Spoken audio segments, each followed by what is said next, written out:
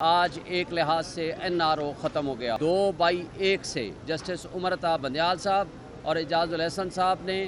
اس constitution petition کو accept اور justice منصور علی شاہ صاحب نے ڈیسینٹنگ نوٹ دیا. میں اس فیصلے کے جو بیسک پوائنٹس ہیں صرف وہ گوش گزار کرنا چاہوں گا.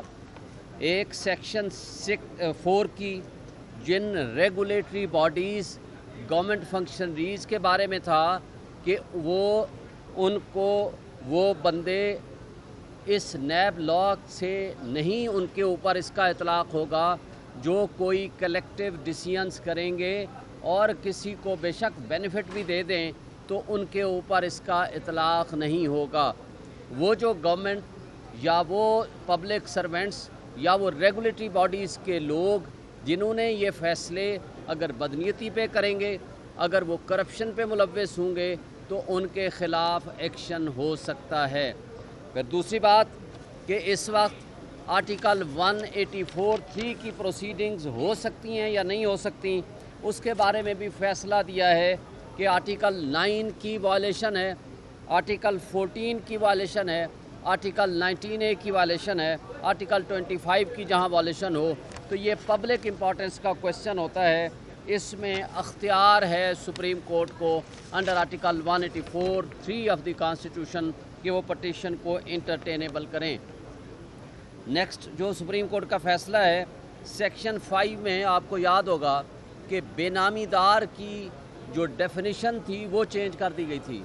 تو لہٰذا وہ جو اوریجنل پوزیشن تھی اس کو ریسٹور کر دیا. اور ایک اور بات تھی کہ 50 کروڑ سے کم کا کوئی بھی مقدمہ ہوگا وہ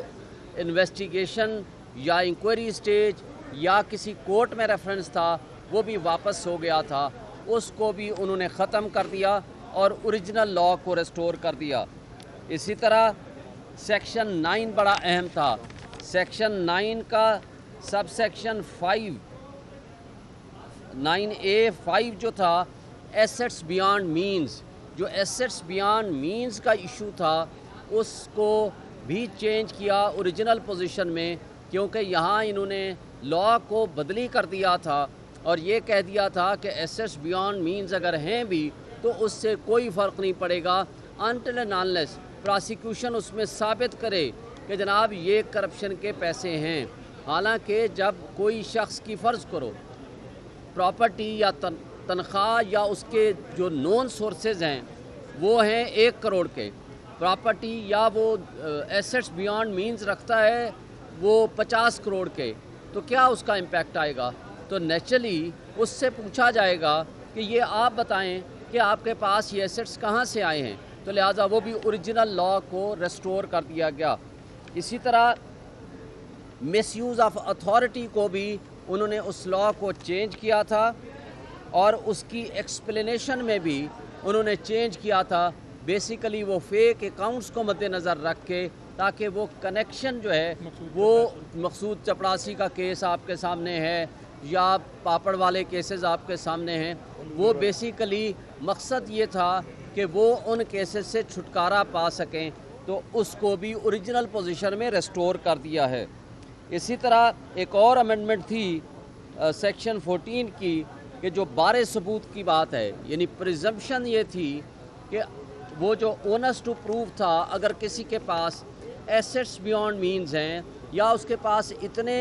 ذرائع اور وسائل نہیں ہیں کہ وہ اتنی ایسٹس اینڈ پراپرٹیز لے سکے، لیکن اگر اس کے اکاؤنٹ میں پیسے زیادہ ہیں یا اس کے پاس پراپرٹی زیادہ ہے تو اس حوالے سے بھی بارے ثبوت اس پہ دے دیا گیا نیب اتھارٹیز پہ کہ وہ ثابت کریں گے کہ کس طرح اس نے کرپٹ پریکٹسز سے پیسے کمائے ہیں. لیکن وہ بھی چینج کر دیا گیا، یہ بارے ثبوت بھی تبدیل کر دیا گیا. اب وہ شخص بتائے گا کہ اس کے اکاؤنٹ میں کتنے پیسے ہیں. اور ایک چیز اور بھی ہے، تو وہ تھا کہ آج فرض کرو انویسٹیگیشن شروع ہوتی ہے، آج کسی شخص کے اکاؤنٹ میں 1 کروڑ روپیہ ہے تو صرف اس کے بارے میں پوچھا جائے گا. آج سے 1 ہفتہ پہلے اگر اس کے اکاؤنٹ میں 1 بلین تھا تو وہ نہیں اس سے پوچھا جائے گا کہ کیسے اس نے بنائے اور کہاں سے آئے اور کہاں گئے. تو اس طرح کی بہت ساری ترامیم جو انہوں نے کی تھیں، کیونکہ جو قانون بنانے والے تھے وہ شریف فیملی کے وکیل تھے لا منسٹر صاحب،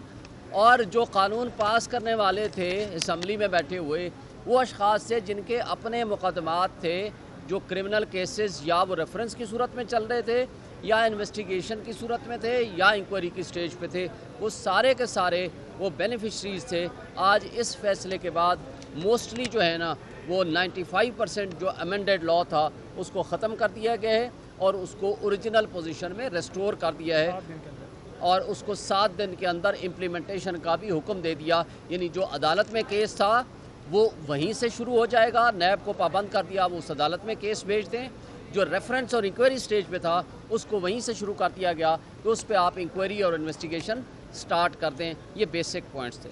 اچھا شعیب شاہین صاحب، آج اس سے قبل بھی آرمی چیف نے احتساب کی بات کی تھی اور آج یہاں پر سپریم کورٹ میں گفتگو بھی ہو رہی تھی کہ ان کا احتساب کا نعرہ تھا ادھر یہ انہوں نے کیس چلایا ہے تو صرف سیاسی نظام سے افراد کو نکالنے کے لیے، ختم کرنے کے لیے سیاسی جماعتوں کو اس کو استعمال کیا جا سکتا ہے، جیسا کہ نیب کو بنانے کے لیے ڈکٹیٹر نے بنا کر کیا تھا۔ دیکھیں نیب کو پولیٹیکل انجینئرنگ کے لیے ماضی میں بھی استعمال کیا گیا، آج بھی استعمال کیا جا رہا ہے عمران خان کے خلاف، لیکن ہم یہ توقع رکھتے ہیں کہ NAB independently without being prejudiced وہ انڈیپینڈنٹ انویسٹیگیشن کرے اور قانون قاعدے کے مطابق جس کے خلاف واقعی کوئی ایویڈنس ہو پروسیڈ کرے۔ اس کو پولیٹیکل انجینئرنگ کے لیے استعمال نہیں کیا جانا چاہیے۔ جہاں تک آپ نے چیف آف آرمی اسٹاف کی بات کی، اگر وہ کرپشن ختم کرنے کے لیے وہ چاہتے ہیں تو ہم ان سے یہ توقع رکھیں گے کہ سب سے پہلے سیلف اکاؤنٹیبلٹی شروع کریں، اپنے جرنیلوں سے، اپنی فوج کے لوگوں سے وہ احتساب شروع کریں تو لوگ ان کے اوپر اعتماد بھی کریں گے اور اس کا فائدہ ادارے کو بھی ہوگا اور ملک کو بھی ہوگا۔ چیف جسٹس صاحب ریٹائر ہو رہے ہیں، اب چونکہ 2-1 سے فیصلہ ہے، کیا سمجھتے ہیں کہ نظر ثانی کی جب اپیل آئے گی تو یہ فیصلہ دوبارہ نظر ثانی کی اپیل صرف گورنمنٹ کر سکتی ہے، لیکن میرا نہیں خیال کہ اس میں کوئی ریویو کی کوئی گنجائش موجود ہے کیونکہ well reasoned judgement and order ہے۔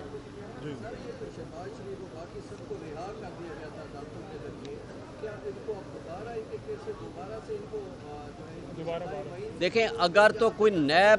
نیب لا کے تحت اگر رہا کیا گیا تھا تو وہ بالکل وہیں سے سٹارٹ ہوگا جہاں سے وہ ہوا تھا، لیکن اگر ایف آئی اے کے کیسز تھے اس کے اوپر اس کا اطلاق نہیں ہوگا۔